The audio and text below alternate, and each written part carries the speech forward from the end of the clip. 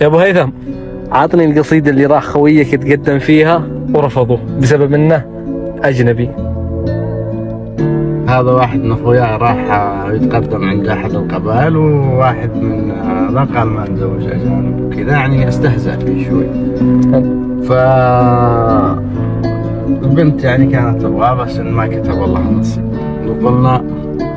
دار الزمن وتغير الوقت والناس، يا من سكنتي في الحشاء سامحيني يا نبض قلبي والمشاعر والإحساس، لا تواخذيني بالذي عاب